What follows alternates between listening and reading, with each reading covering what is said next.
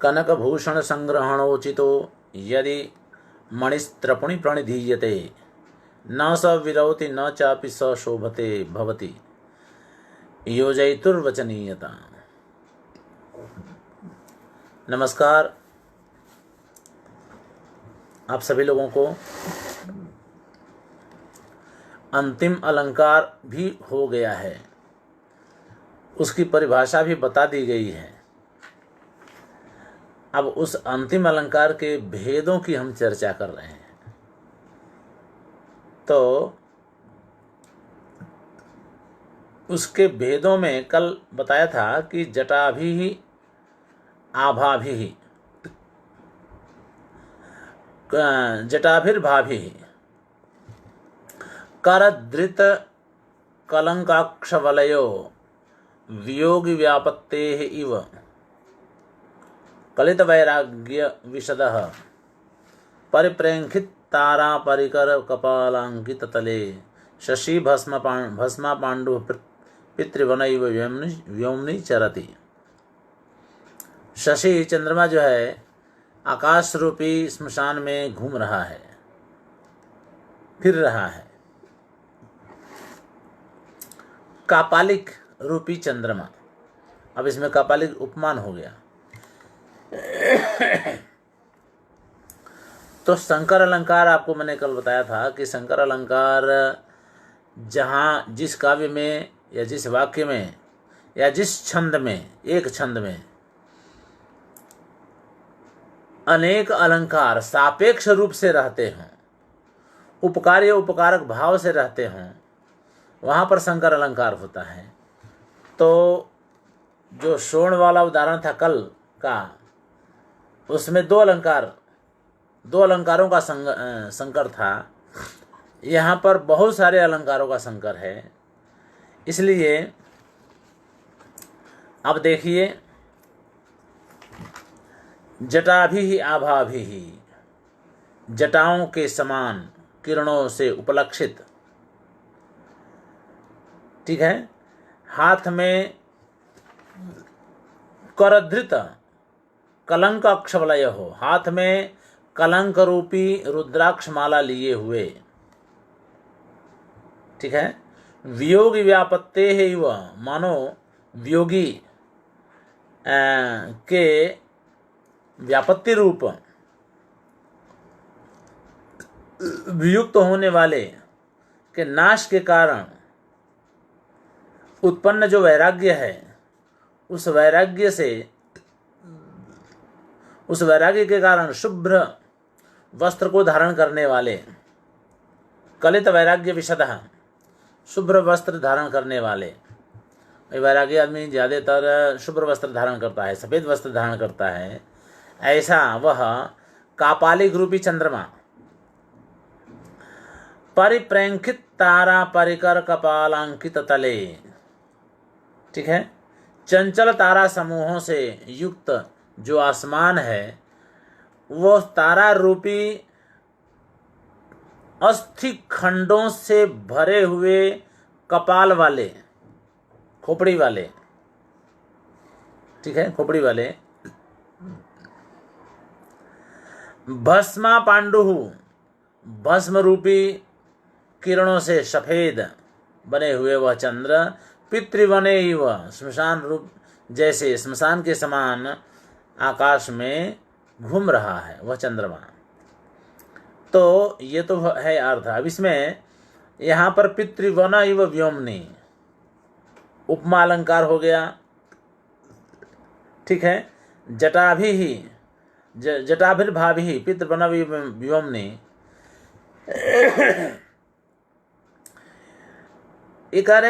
इन दोनों में उपमा अलंकार हो गया।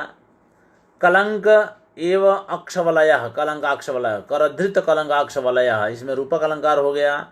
और तारा परिकर एव कपालास्थि, ठीक है, कपालांकित तले है ना, यानी कपाल की हड्डियां। और तारा परिकर, इन दोनों में रूपक अलंकार है। देखिए, तारा यानी जो तारे हैं वो, और कपालास्थि यानी हड्डियाँ जो हैं मानव कंकाल की, वो उनमें रूपक अलंकार है। वियोग व्यापत्ते है इव, उसमें उत्प्रेक्षा अलंकार हो गया। कलित वैराग्य विशद, इसमें विशद पद से श्लेष अलंकार, ठीक है। यानी विशद का अर्थ है चंद्रमा जैसे सफ़ेद दिखाई पड़ रहा है, वैसे जो कापालिक है वह सफ़ेद धारण किया हुआ है, सफ़ेद वस्त्र वाला है, तो इसमें श्लेष अलंकार हुआ। और ये चारों अलंकार हो गए। अब ये चारों ही अलंकार अंगांगी भाव से एक ही काव्य में, एक ही छंदोबद्ध रचना में हैं, इसलिए संकर अलंकार हैं। ठीक है। हाँ, धन्यवाद हिमांजय जी महो, ठीक ठीक। रंजना जी आ जाएं 2-3 दिन के बाद। बहुत बहुत नमस्कार, स्वागत है आपका। तो अब कह रहे हैं कि भाई इनमें 4 जो अलंकार हैं, वे 4 अलंकार निरपेक्ष भाव से नहीं हैं। एक अलंकार दूसरे का अंग है और एक अंगी है, अंग अंगी भाव से जुड़े हुए हैं, इसलिए संकर है। संसृष्टि में तो क्या होता है कि दोनों निरपेक्ष भाव से रहते हैं, दोनों का एक दूसरे से कोई संबंध नहीं होता है। लेकिन संकर अलंकार में 2 या 2 से अधिक अलंकार एक दूसरे से जुड़े रहते हैं, एक मुख्य होता है, एक गौण होता है, अंग अंगी भाव से जुड़े रहते हैं, इसीलिए संकर अलंकार कहलाता है। ठीक है। इसमें आगे एक और चर्चा छेड़ रहे हैं, वो जरा समझने की जरूरत है। और उसी पर अब जान लीजिए कि यहाँ पर अलंकार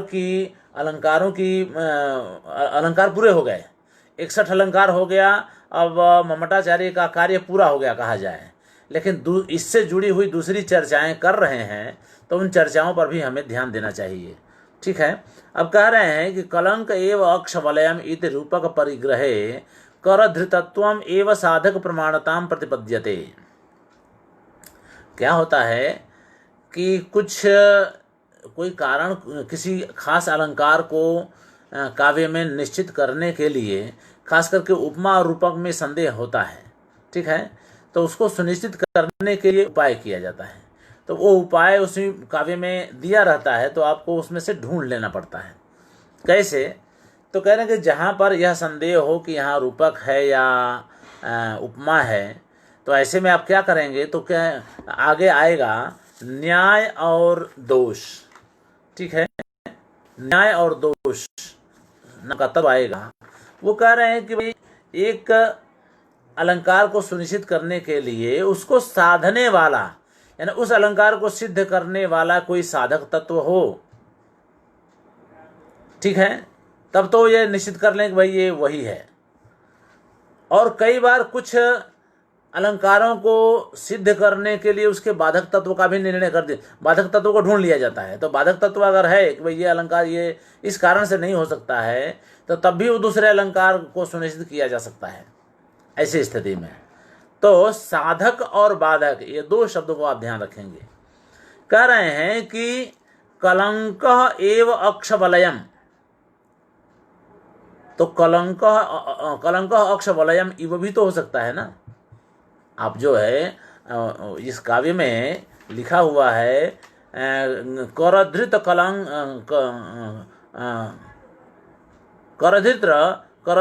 कलंकाक्ष वलय, ये शब्द है, यानी हाथ से कलंक रूपी अक्ष वलय को धारण किए हुए, ये शब्द है।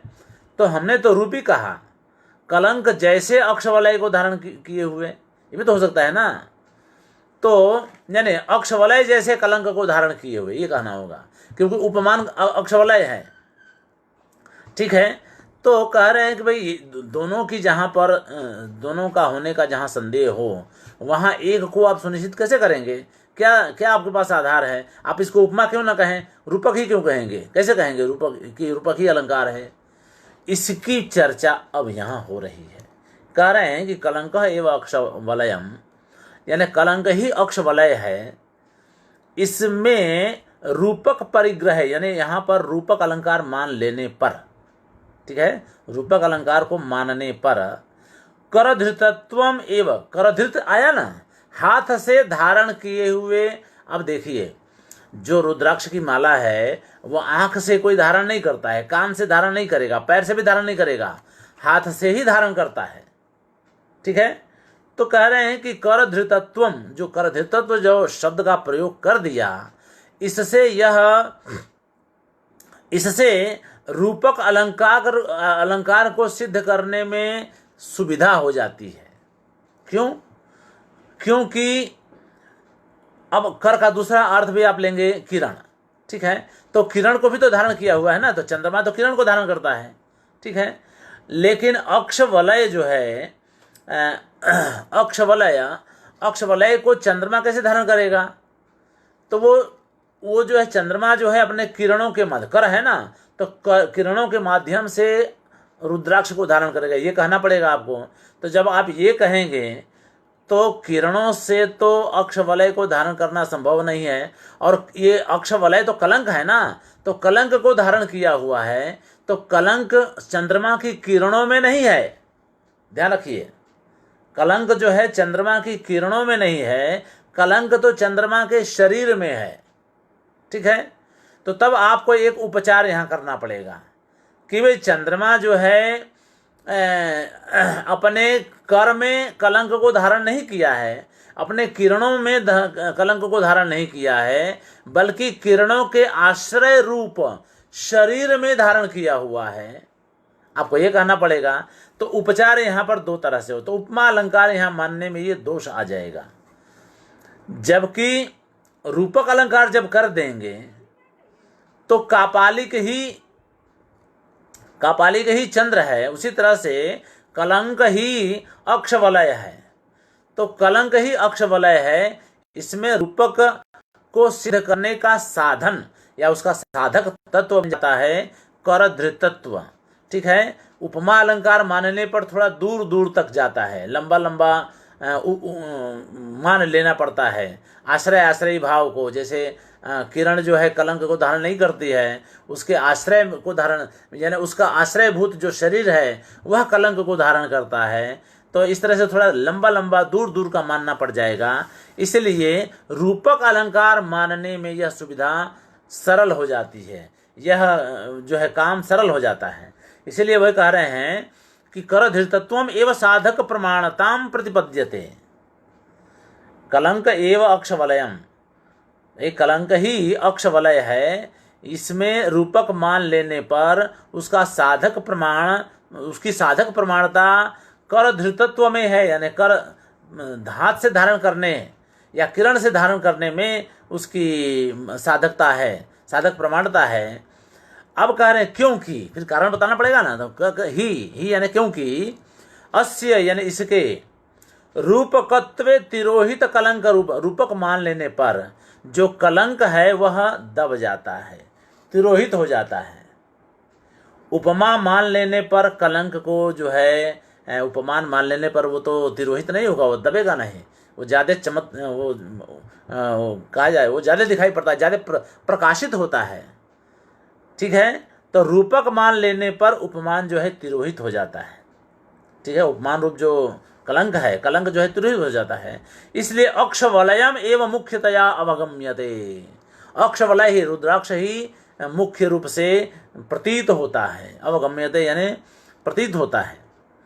तस्य एव च कर ग्रहण योग्यतायाम, क्योंकि हाथ में ही अक्षवलय को, रुद्राक्ष की माला को हाथ में ही धारण किया जाता है, यह बात लोक में प्रसिद्ध है। ठीक है, तस्य एव च कर ग्रहण योग्यतायाम, सार्वत्रिकी प्रसिद्धि, कर ग्रहण की योग्यता में उसकी सार्वत्रिक प्रसिद्धि, उसकी योग्यता में हाथ से ग्रहण करने में है। भाई किरण से ग्रहण करने में या किसी अन्य अंग से ग्रहण करने में उसकी प्रसिद्धि नहीं है। अक्ष आप जानते हैं उसके भी नियम है। रुद्राक्ष की माला का को जो हम फेरते हैं, माला का जो जाप करते हैं माला के माध्यम से, एक तो हाथ में ही लीजिए, उसमें भी 2 अंगुली अनामिका और मध्यमा। ठीक है, तो अनामिका और अंगूठा से उसको पकड़ लीजिए और मध्यमा से उसको फेरते रहिए, तर्जनी का उपयोग नहीं कर सकते हैं। ठीक है, तो अब इसमें अंगुलियों का जहाँ पर विधान हो वह किसी अन्य अंग में तो आ ही नहीं सकता है, और है ही विधान दुनिया दुनिया जानती है। तो लोक में तो प्रसिद्ध है अंगुलियों से रुद्राक्ष माला के फेरने का नियम, उसका विधान, ठीक है। तो ये जो है अब उसमें किरणों से या किसी अन्य अंग से पकड़ने वाली बात तो आ ही नहीं सकती है। वही बात कह रहे हैं कि सार्वत्रिकी प्रसिद्धि तस्य एव कर ग्रहण योग्यताया, हाथ से ग्रहण करने की योग्यता में ही उसकी प्रसिद्धि है, किसी अन्य से ग्रहण करने की में प्रसिद्धि नहीं है। अब आप कह रहे हैं कि भाई कर छाया, मान लीजिए कि कर में श्लेष मान लीजिए और कर को दूसरा अर्थ लेकर के किरण अर्थ कर लीजिए, कर छाया तो कलंकस्य कर धारणम असत। भाई कर का श्लेष मान करके पहले तो आपने अर्थ किया हाथ, अब अर्थ चंद्रमा के मामले में अर्थ कर लीजिए कर का अर्थ किरण, तो किरण कर लीजिए, तो किरण भी तो कलंक को धारण नहीं करता है ना, क्योंकि चंद्रमा का शरीर कलंक को धारण करता है, न कि चंद्रमा की किरणें, ठीक है, ध्यान रखेंगे। इसलिए वही कह रहे हैं कि श्लेष छाया, यानी कर में श्लेष मान करके किरण अर्थ ले करके अगर हम वो जो है किरण कलंक को धारण करता है ऐसा मानने लग जाएं, तो कर धारणम यानी किरण से कलंक को धारण करना असंभव है, असत एव, संभव ही नहीं हो सकता है, ठीक है। इद असत एव प्रत्यासत्या, ऐसा जानकारी होने पर, ऐसा प्रतीत होने पर, ऐसा प्रतीति के आ जाने के कारण उपचर्य योज्यते, फिर उपचार से उसकी योजना करनी पड़ेगी। अब उपचार से योजना करनी पड़ेगी इसका मतलब क्या हुआ कि भाई किरण से कलंक को धारण नहीं कर सकते हैं, लेकिन किरण का जो आधार है चंद्रमा का शरीर उससे धारण करते हैं, यह उपलक्षण से मानना पड़ेगा, ठीक है, उपचार से मानना पड़ेगा। तो ये थोड़ी लंबी बात बन जाती है, लंबा हो जाता है। अब उतना लंबा अर्थ करने से साधक को या वाचक को या सहृदय को उतना आनंद नहीं आएगा, रूपक अलंकार मानने पर ही वो बात बनेगी। वही कह रहे हैं शशांकेन केवलम कलंकस्य मूर्तिया एवं उद्वहनात्, कि भाई शशांक जो है अपनी मूर्ति से उस कलंक को धारण करता है, न कि अपने किरणों से, ठीक है, यही बात कह रहे हैं। तो मुझे लगता है कि ये स्पष्ट हो गया होगा। तो अब हम आगे बढ़ते हैं। अब कह रहे हैं कि मान लीजिए उसमें उपमा अलंकार आप मान लेते हैं, तो कलंको अक्ष वलयम इव, भाई कलंक जो है अक्ष वलय जैसा है, ये अगर अर्थ घटन आप करते हैं उस श्लोक का, ठीक है ना, वाया ना करधित कलंकाक्ष वलय, इसमें कलंकाक्ष वलय का अर्थ घटन यानी समास का विग्रह आप इस तरह से करें कि कलंक अक्ष वलयम इव, ऐसा अर्थ घटन आप करेंगे तो उपमायां कलंकस्य उत्तरया प्रतिपत्ति ही, उपमा मानने पर कलंक जो है कलंक की उत्कट प्रतीति होने लगेगी, कलंक दबेगा नहीं। रूपक में तो वह दब गया था, तिरोहित हो गया था, उपमा में वह तिरोहित नहीं होगा, उसकी उत्कट प्रतीति होने लगेगी। तो जब उत्कट प्रतीति होगी तो उसको किसी न किसी के साथ पकड़वाना पड़ेगा, चंद्रमा के मामले में कर से पकड़वाना पड़ेगा, कर करेंगे तो फिर उपलक्षण से उसके शरीर तक जाना पड़ेगा, क्योंकि कर चंद्रमा की किरण तो कलंक को धारण करती ही नहीं है, उसका शरीर धारण करता है। तो कर के माध्यम से यानी किरण के माध्यम से आपको शरीर तक जाना पड़ेगा। अब कह रहे हैं ये थोड़ा दूर टेढ़ ठीक है, लंबा अर्थघटन हो जाता है, वो ठीक नहीं है। न च अस्य कर धृतत्वम तत्वतो अस्ति, वास्तव में उस कलंक का कर धृतत्व तो संभव ही नहीं है, तत्व से यानी वास्तव में तो वो संभव ही नहीं है, हो ही नहीं सकता है, क्योंकि किरण जो है कलंक को धारण करता ही नहीं है। मुख्य भी मान लीजिए उसको मान भी लिया जाए अगर, तो मुख्य भी उपचार है एवं शरणम, फिर दूसरा उपचार मानना पड़ेगा, उपचार का शरण लेना पड़ेगा, यानी लक्षणा का शरण लेना पड़ेगा, यानी उस कर के यानी किरण के आश्रयभूत शरीर जो है, आश्रयभूत चंद्रमा का शरीर कलंक को धारण करता है, ये मानना पड़ेगा, ठीक है। तो अब ये सब थोड़ा दूर की खीर हो जाती है, टेढ़ी खीर हो जाती है। तो इसलिए उसमें आप न जाएं। ठीक है, रूपक ही मान करके चलाएं। यानी कर धृतत्व जो है इस वाक्य में साधक है, रूपक अलंकार का साधक तत्व है, उपमा नहीं मान सकते हैं उसको। चलें आगे। एवं रूपश्च शंकरः शब्दालंकारयोरपि परिदृश्यते। अब देखिए, अर्थालंकारों का संकर देखा आपने, शब्दालंकारों का भी संकर देखा आपने। संकर अलंकार आप समझ गए हैं, बताने की आवश्यकता नहीं है। अब कह रहे हैं कि शब्दालंकार और अर्थालंकार दोनों ही एक ही काव्य में, एक ही छंदोबद्ध रचना में आवें तो वहां पर भी संकर अलंकार होता है। उसका उदाहरण अब दे रहे हैं, देखिए।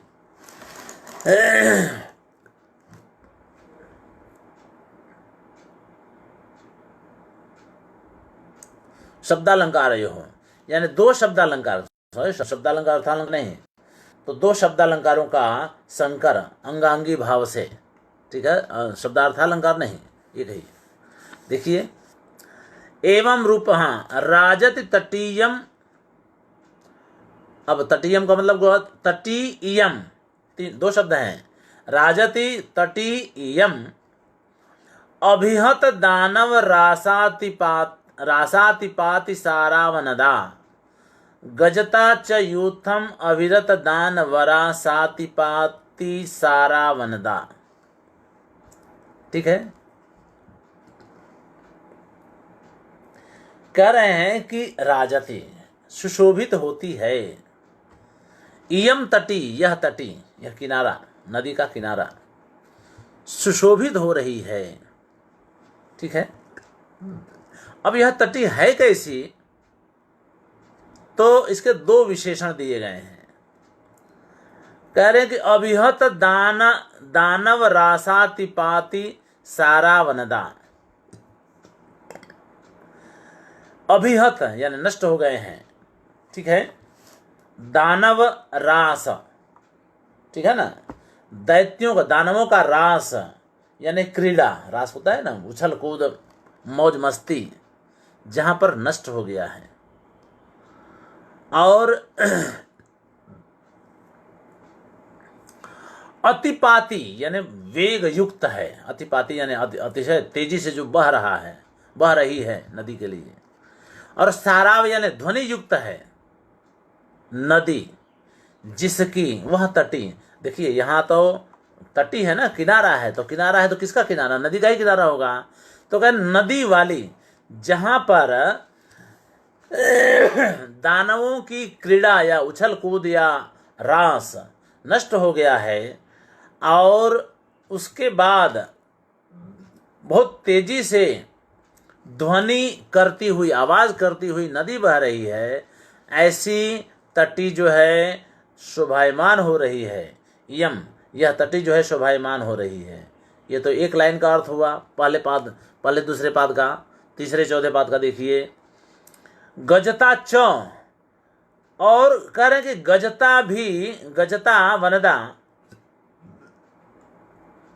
गजता यानी, अब देखिए तल प्रत्यय लगता है शब्द में, तो यह भाववाचक संज्ञा बनाता है। ठीक है ना, जैसे महत शब्द है तो तल प्रत्यय लगाया आपने तो महत्ता बनेगा। ठीक है ना, लीन है तो लीनता बनता है, संयोग है तो संयोगता बनता है, वगैरह वगैरह। मतलब जो भाववाचक संज्ञा हम बनाते हैं उसमें तल प्रत्यय लगाते हैं। इसी तल प्रत्यय का प्रयोग समूह के अर्थ में भी होता है, जैसे जनानाम समूह जनता। देखिए, तो जनों का यानी लोगों का समूह जनता, उसी तरह से गजानाम समूह गजता। ठीक है, यहाँ समूह अर्थ में तल प्रत्यय लगाया है, यानी हाथियों का समूह। ठीक है ना, हाथियों का समूह जो है अतिपाती। ठीक है, अतिपाती यानी रक्षण करता है, सुरक्षा करता है, अत्यंत सुरक्षा करता है। सातिपाती, साति यानी अतिपाती यानी अतिशय सुरक्षा करता है। तो अब देखिए, गजता च यानी हाथियों का समूह भी सातिपात यानी अतिशय सुरक्षा करता है। अब गजता है कैसा, तो कह रहे हैं सारा, यानी सार वाला, बलिष्ठ, सार युक्त।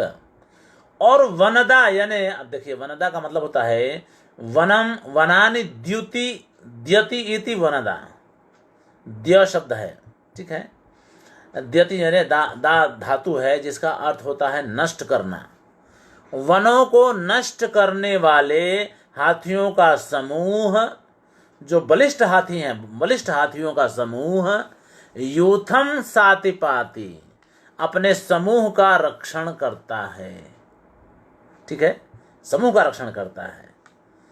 अविरत, हाँ, अब ये हाथी गजता और कैसे, तो कह रहे हैं कि अविरत दानवरा, यानी सतत उनके गंडस्थल से मद झर रहा है, गिर रहा है, ऐसे हाथी। देखिए अविरत दानवरा यानी निरंतर मद गिर झरने वाले बलिष्ठ और वन को नष्ट करने वाले हाथियों का समूह अपने समूह की, अपने झुंड की रक्षा करता है।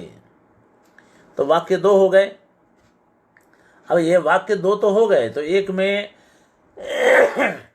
तटी शोभायमान हो रही है और दूसरे में हाथियों का समूह अपने झुंड की रक्षा करता है, ठीक है ना। तो दोनों का अब ये कहीं प्रसंग में, प्रबंध में आया होगा। यहाँ पर ये दोनों वाक्य आपस में सापेक्ष नहीं लगते हैं, लेकिन छंदोबद्ध रचना एक है, इसलिए एक काव्य मानना पड़ेगा आपको। अब एक वाक्य है, इसलिए आप देखिए तो सबसे पहले कौन सा अलंकार बनता है, ठीक है। इसमें यमक अलंकार पहले तो बन गया, सीधा सीधा आप देख लीजिए। तटी राजति तटीयम अभिहत दानवरा, दानवरा, ठीक है। साति पाति सारा वनदा, और ये तो दूसरे पाद में है, और चौथे पाद में देखिए साति पाति सारा वनदा, आया ना। ऊपर भी साति पाति सारा वनदा है, नीचे भी साति पाति सारा वनदा है।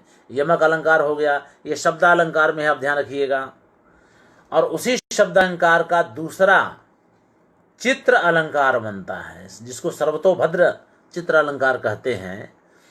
उसमें क्या होता है कि उसको उलट दीजिए, जो लिखा गया है उसको उलट दीजिए तो भी वही बनेगा, ठीक है। अब देखिए कैसे, तो दानव रासातिपात, रासातिपाति सारा वनदा, उसको उल्टा कर दीजिए तो दानव सारातिपाति सारातिपाति सारा वनदा, यही बनेगा। दानव, अब उल्टा आप खुद भी पढ़ेंगे आपको पता चल जाएगा कि दानव रासातिपाति सारा वनदा, ठीक है ना, उसको उल्टा कर दीजिए तो वही आएगा, दानव रासातिपाति सारा वनदा, यही आएगा। उसी तरह से चौथे पाद में भी दानव रासातिपाति सारा वनदा, उसको भी उल्टा कर दीजिए तो दानव रासातिपाति सारा वनदा, ठीक है। तो इसमें जो है चित्र अलंकार बनता है, इसको चित्र भेद कहते हैं, या सर्वतोभद्र नाम का यह चित्रालंकार बनता है। तो दो शब्दालंकार हो गए, आप देख लीजिए, ठीक है ना। तो अब अच्छा, उसमें ये क्या है, यमक अलंकार भी उसी में है और चित्रालंकार भी उसी में है, ठीक है ना। तो इसीलिए एक दूसरे के सापेक्ष हैं, एक को हटा दीजिए तो दूसरा भी चला जाएगा, ठीक है ना। तो एक दूसरे के सापेक्ष रूप से रहे हुए हैं, इसलिए यहाँ पर ये दो अलंकार संकर अलंकार बनेंगे, ठीक है। कह रहे हैं अत्र यमकम अनुलोम प्रतिलोमश्च, अनुलोम और प्रतिलोम दोनों में एक ही बात आती है। दानव सारातिपाति सारा वनदा, दानव रासातिपाति सारा वनदा को उल्टा कर देने पर, प्रतिलोम कर देने पर भी दानव रासातिपाति सारा वनदा यही आएगा। इसलिए यह चित्र भेद भी हो गया और यमक अलंकार भी हो गया। तो दो शब्दालंकार यहाँ बनते हैं, इसलिए, और दोनों एक दूसरे के सापेक्ष हैं, एक को हटा दीजिए दूसरा नहीं बनेगा, इसलिए संकर अलंकार यहाँ होता है, ठीक है। तो अब हम आगे चलें। तो ये तो हुआ संकर अलंकार का, और दूसरे एक दूसरे के अंगांगी भाव से जुड़े हुए हैं, इसलिए यह वो हो गया, अंगांगी भाव से है इसलिए संकर हो गया। अब आगे कहते हैं संदेह अलंकार, संदेह संकर, ठीक है ना, संदेह संकर। तो संदेह संकर का मतलब होता है कि अलंकार दो हों, लेकिन आपको ये पता ही ना चले कि वास्तव में ये कौन सा अलंकार बनता है, आप निश्चित ही ना कर पाए। ये संदेह कब होगा? जब आप एक का निश्चय कर लेंगे तब तो संदेह चला जाएगा। जब संदेह निश्चय अलंकार को सुनिश्चित नहीं कर पाएंगे तब आप संदेह अलंकार में जाएंगे। तो संदेह संकर इसीलिए क्योंकि एक से अधिक अलंकार तो होना ही है, दो अलंकार कम से कम होंगे। तो दो अलंकार होंगे तो उसमें से कौन सा अलंकार है ये भी आपको पता ना चल पाए तो संदेह संकर अलंकार बनेगा। उसका उदाहरण आप देखिए, उसकी परिभाषा देख लीजिए। एकस्य च ग्रहे न्याय दोषा भावात अनिश्चय। एक का ग्रहण करने पर, ठीक है, कोई दो अलंकार आपको दिख रहा है, आपने एक को लिया। अब उस एक को आपने ले लिया, मान लीजिए चलो हम यही मान के चलते हैं कि इसमें यही अलंकार है। तो अब उस अलंकार में उसके साधक तत्व का होना आवश्यक है। जैसे हमने वो कलंकाक्ष वलय में किया था, आपको बताया था ना कि भाई कर धृतत्व आया, इसलिए यह पता चल पाया कि वहाँ रूपक अलंकार बनेगा। तो एक साधक तत्व आया ना। वही कह रहे हैं कि भाई दो अलंकारों की स्थिति हो और आप ये सुनिश्चित न कर पाए कि इसमें से कौन कौन अलंकार है, कौन सा अलंकार है, ऐसी स्थिति में न्याय और दोष का होना आवश्यक है। तो कह रहे हैं कि संदेह वहां होगा जहां उसका न्याय यानी साधक तत्व का अभाव है और दोष का भी अभाव है यानी बाधक तत्व का भी अभाव है। तो जब इन दोषों का यानी साधक तत्व का अभाव हो और बाधक तत्व का भी अभाव हो तब वहां संदेह संकर अलंकार बनता है। एक से अधिक अलंकार तो बनेंगे, लेकिन एक से अधिक अलंकार होने पर आपको संदेह अगर हो, आप सुनिश्चित न कर पाए, तब संदेह संकर अलंकार बनता है। और निश्चय नहीं कर पाए आप तो। अब इसकी व्याख्या देख लीजिए किस तरह से। कहें द्वयोः बहूनाम वा अलंकाराणाम, यानी दो अलंकारों का या फिर अनेक अलंकारों का एकत्र यानी एक जगह समावेशेपि, ठीक है, समावेश होने पर भी विरोधात न यत्र युगपद अवस्थानम न च एक तरस्य परिग्रहे साधकम तदितरस्य वा परिहारे बाधकम अस्ति येन एक तरह एव परिगृह्येत स निश्चया भाव रूपो द्वितीय संकरः। यह संकर का दूसरा भेद अलंकार है, दूसरा भेद है संकर अलंकार का। कह रहे हैं कि जहां पर एक ही जगह एक ही छंद में दो अलंकारों का समावेश हो या दो से अधिक अलंकारों का समावेश हो, ठीक है,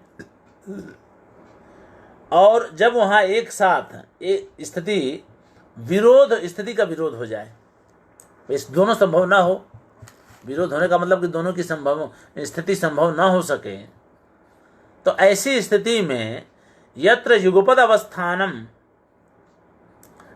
दोनों का एक साथ होना जहां विरोध युक्त हो, वहां पर न च एक तरस्य परिग्रह, एक का ग्रहण करने में उसके साधक तत्व का वहां उसका कोई साधक तत्व न हो, और उससे भिन्न जो दूसरा अलंकार है उसके तदितरस्य वा परिहारे, दूसरे उसके परिहार देने पर दूसरे का परिहार करने में कोई बाधक तत्व ना हो, जिसके कारण एक तरह एवं परिगृह्यते, जिससे कोई एक को मान लिया जाए, एक को सुनिश्चित कर लिया जाए, एक का ग्रहण कर लिया जाए।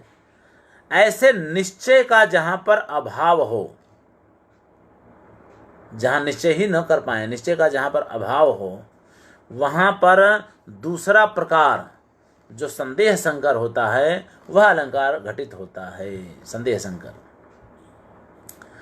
अब इसमें एकस्य च लिखा है ना, तो उसी का खुलासा यहाँ कर रहे हैं, कह रहे हैं कि समुच्चयन संकर से एवं आक्षेपात, यहाँ समुच्चय वाचक जो च शब्द है उससे वह संकर अलंकार की अनुवृत्ति कर रहे हैं। यहाँ पर एकस्य च संकरस्य, ठीक है ना, ये है, तो च का मतलब संकर ही, संकर अलंकार है, ये आपको मान के चलना है, ठीक है। अब देखिए उदाहरण जब देखेंगे तो पता चल जाएगा। उदाहरण, जह गहिरो जह रण निभरो जह अनिम्मल छाओ तह किम विहीणा एसो सरसवाणियो जलनहीन कियो। इस समुद्र को इतना गहरा बनाया, जितना गहरा समुद्र को बनाया, जितना रत्नों से उसको भर दिया, इतने सारे रत्न, रत्नाकर कहा जाता है ना, भर दिया। और पानी देखिए, आप जानते हैं ना कि पूरा आकाश हवाई जहाज से समुद्र के ऊपर आप चल रहे हों और नीचे देखिए तो आपको लगेगा कि नीचे भी आकाश ही है। वह पानी में पूरा आकाश प्रतिबिंबित होता है, इसीलिए पानी जो है वो पानी भी नीले रंग का ही दिखाई पड़ता है। यही कारण है कि पानी को सैटेलाइट से भी नीले रंग का ही दिखाया जाता है, ठीक है। तो नील कांति हो गई है उसकी, समुद्र के पानी की। तो कह रहे हैं कि भगवान ने, विधि ने जितना बढ़िया इसको, जितना गहरा बनाया, मैंने उस दिन बताया था ना कि 11 किलोमीटर सबसे गहराई, सबसे अधिक गहराई समुद्र की 11 किलोमीटर की है, जो प्रशांत महासागर में है, ठीक है। तो 11 किलो मान लीजिए, कहीं पर 1 किलोमीटर भी गहरा अगर हो तो कितनी बड़ी गहराई हो गई, आप सोच लीजिए। वो गहराई तो 11 किलोमीटर, अरे बाप रे, जाते जाते आप खत्म हो जाएंगे, कोई पता ही नहीं चलेगा आपको। तो कहा कि विधि ने इस समुद्र को इतना गहरा बना दिया, इतने सारे रत्नों से भर दिया, इतनी सुंदर कांति इसकी दे दी, नीले रंग की, यानी स्वच्छ है पानी, उसका स्वच्छ होता है। लेकिन उसी प्रकार से कह रहे हैं कि उसी प्रकार से उस विधि ने अच्छे यानी स्वादिष्ट पानी वाला क्यों नहीं बना दिया? बना देना चाहिए था। देखिए, अब स्वादिष्ट यानी उस पानी को आप पी ही नहीं सकते हैं, इतना खारा होता है। तो गंभीर है वो तो अच्छी बात है, रत्नों से भरा हुआ है ये भी अच्छी बात है, निर्मल छाया यानी स्वच्छ लगता है ये भी अच्छी बात है, लेकिन उसके पानी को पी नहीं सकते हैं। तो विधाता ने ये क्या किया? अब ये भी ये कर दिए होते तो कितना बढ़िया होता, हम पानी पी सकते थे उसका। ये है। अब देखिए आगे चले, कह रहे हैं कि अत्र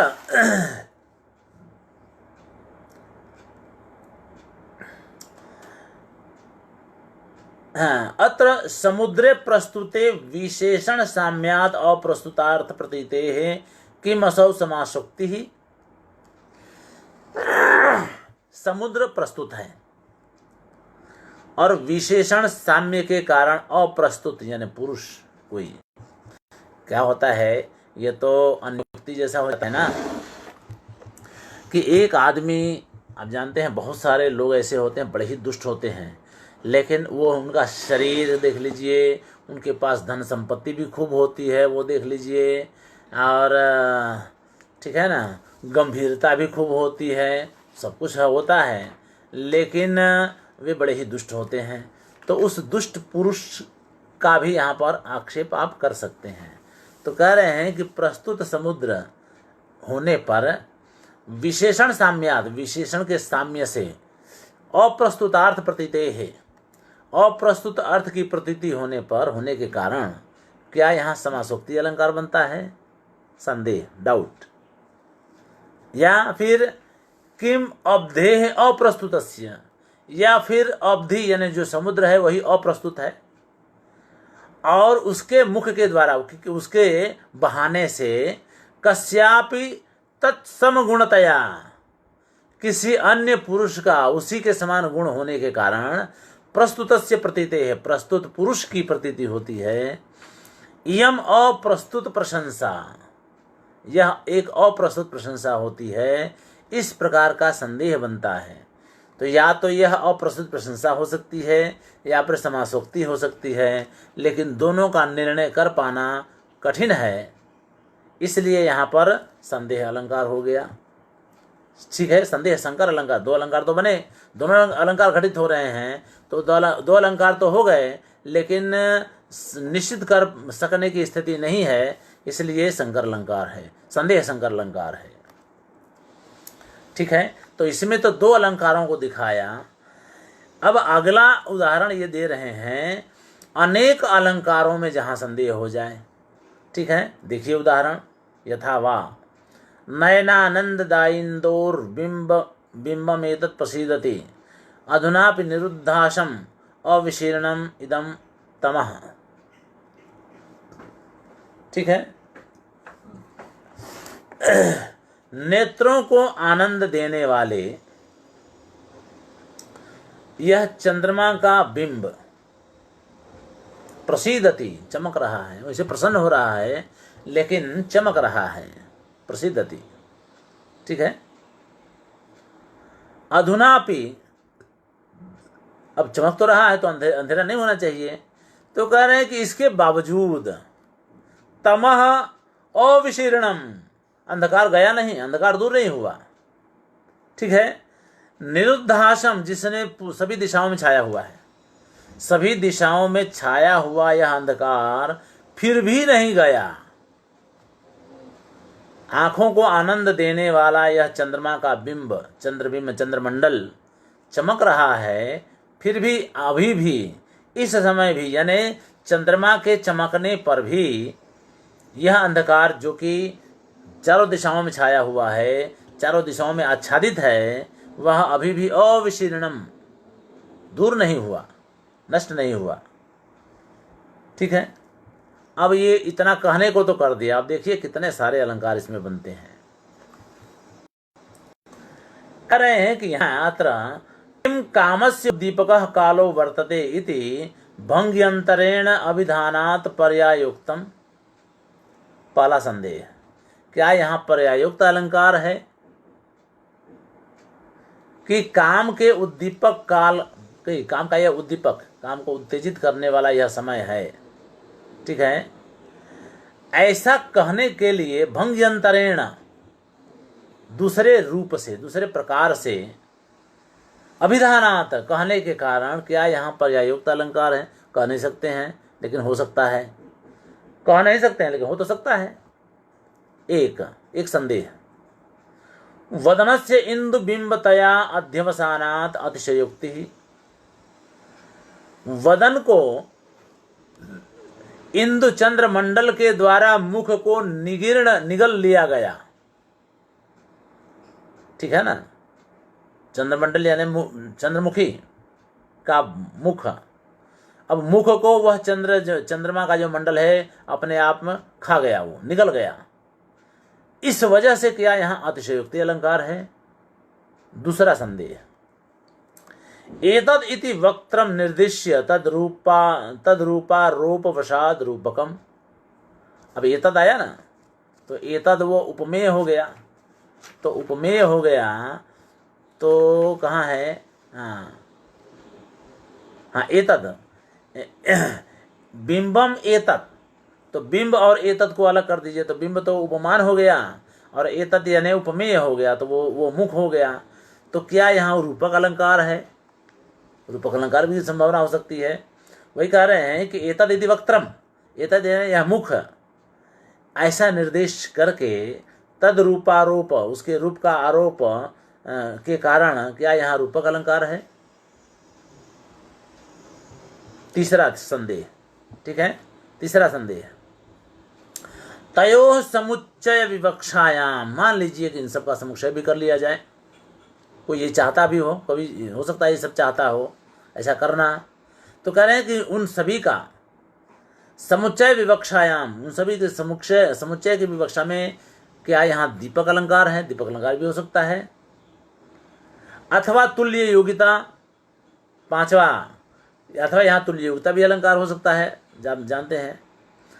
किमु प्रदोष समय विशेषण साम्यात आननस्य अवगतौ समासोक्ति ही, अथवा तो प्रदोष के समय यानी रात्रि के आरंभ के समय विशेषण साम्यात, विशेषण के समानता के कारण आननस्य अवगतौ,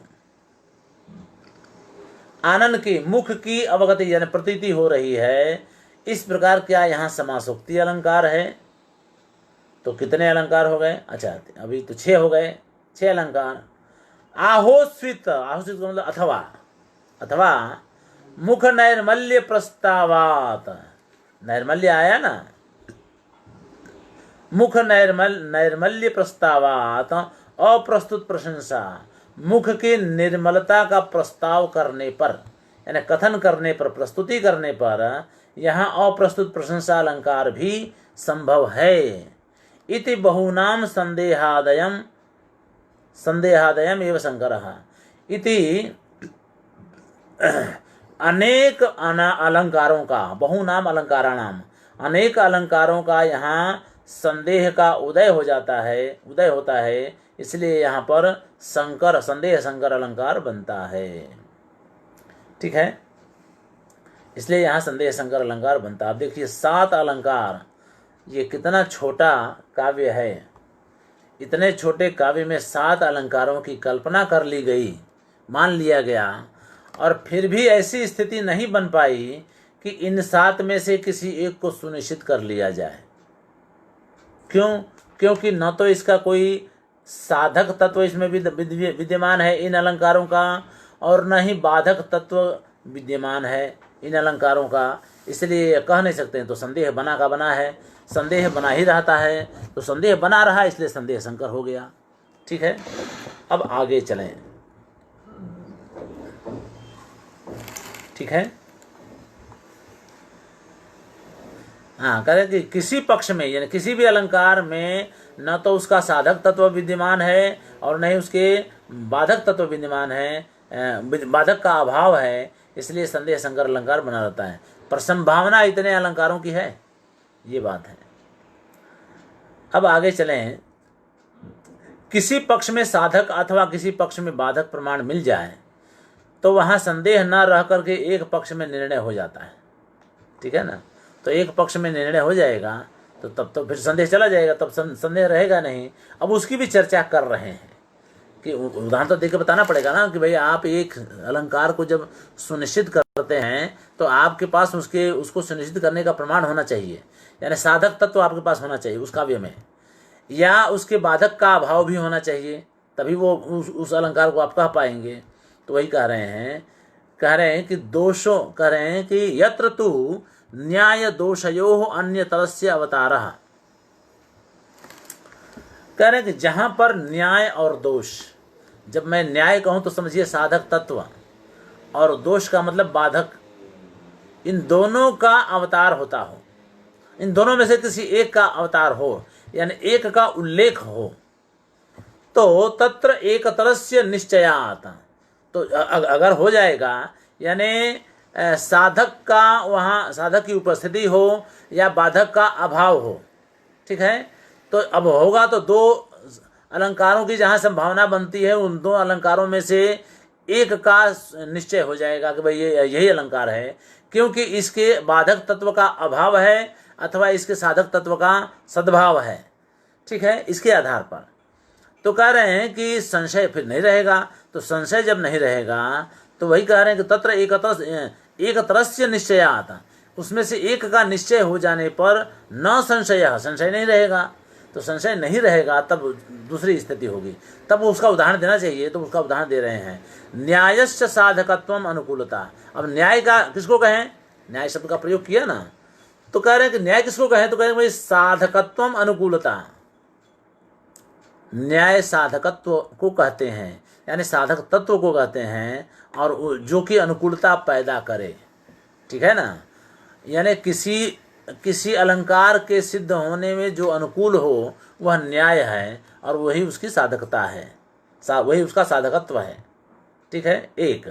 और दूसरा दोष किसको कहें? तो कहें दोषोपि बाधकत्वम प्रतिकूलता, दोष को बाधक कहते हैं। यानी रूपक अलंकार है तो रूपक अलंकार के बाधक तत्व का अभाव है तो रूपक अलंकार होगा, सीधी सी बात है। रूपक का साधक होना चाहिए या फिर रूपक का बाधक का अभाव होना चाहिए। रूपक अलंकार के बाधक का अभाव होना होगा तो भी रूपक अलंकार बनेगा, या फिर रूपक के साधक तत्व का सद्भाव होगा, वहाँ उसकी उपस्थिति होगी तो भी रूपक अलंकार बनेगा। तो वही कह रहे हैं कि दोष और अभाव, तो जो दोष है उसका, दोष का मतलब क्या हुआ, तो कह रहे हैं कि उसके उस अलंकार के बाधक का अभाव हो, उसकी प्रतिकूलता हो, तब जाकर के वह अलंकार सिद्ध हो पाएगा। तो न्याय और दोष का ये मतलब है, ठीक है, न्याय और दोष का ये मतलब। तत्र सौभाग्यम वितनोति वक्त्र शशिनो ज्योत्सना इव हासद्युति ही, उदाहरण दिया साधक का, कह रहे हैं कि चांदनी जैसे चंद्रमा के सौंदर्य की जनक, वक्त्र शशिना की जनक, उस प्रकार की हास की कांति, हासद्युति ही, शोभा का विस्तार कर रही है। वितनोति, वितनोति यानी फैला रही है, ठीक है, फैला रही है। सौभाग्यम, सौभाग्य की, सौभाग्य का मतलब है शोभा, शोभा को बढ़ा रही है, ठीक है। वक्त्र शशिना, चंद्र रूपी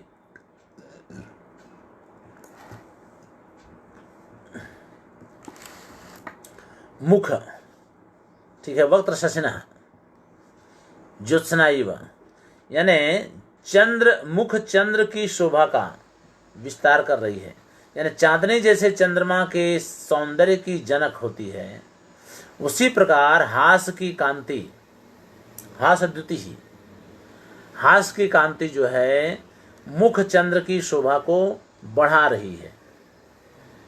ज्योत्सना इव है ना, ठीक है, तो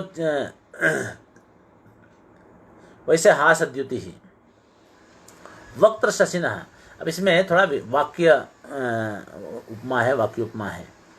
इव है ना, ज्योत्सना इव, तो चंद्र जिस प्रकार से चंद्रमा की जो ज्योत्सना होती है ना, चंद्रमा की चांदनी जो है प्रकाश को फैलाती है, शोभा, शोभा को फैलाती है, शोभा का विस्तार करती है, उसी प्रकार इस मुख चंद्र, ठीक है, इसके मुख की कांति, मुख के हास की कांति, हासद्युति है ना, तो इसके मुख के हास की कांति शोभा को बढ़ाती है, ठीक है। तो हो तो गया उपमा अलंकार। अब यहाँ पर इति अत्र, अब ये उदाहरण तो हो गया, कह रहे इति अत्र मुख्यतया अवगम्य माना हासद्युति ही वक्त्रे एव आनुकूल्यम भजते इति उपमाया साधकम। हंसी का जो प्रकाश होता है वो तो मुख में ही होता है, ठीक है। वही कह रहे हैं कि मुख्य रूप से अवगम्य माना, प्रतीत होती हुई हास की द्युति, यानी हास का प्रकाश, हास की चमक, हंसी की चमक, वक्त्रे एव यानी मुख में ही आनुकूल्यम भजते, अनुकूलता का को धारण करती है, यानी अनुकूल होती है। भाई हंसी कहाँ होगा, मुख में ही होगा ना, से कोई थोड़े हंसता है, सिर पर कोई थोड़े हंसता है, मुख से हंसता है, तो मुख में ही अनुकूलता हंसी की होती है। हास की द्युति की संभावना मुख पर ही हो सकती है, होती है, इसलिए यह उपमा का साधक है, ठीक है। शशिनी तु न तथा, चंद्रमा में उस प्रकार से वो बात दिखाई नहीं पड़ती है। इति तथा प्रतिकूलता, चंद्रमा में वह उस प्रकार की प्रतिकूलता नहीं होने से रूपकम प्रति तस्य अबाधकता, और रूपक में, रूपक के प्रति उसकी अबाधकता भी है, यानी बाधक नहीं है। वो कह रहे हैं कि चंद्रमा के प्रति उसकी वैसी प्रतिकूलता नहीं है, इसलिए चंद्रमा के प्रति वह बाधक भी नहीं, बाधक नहीं है।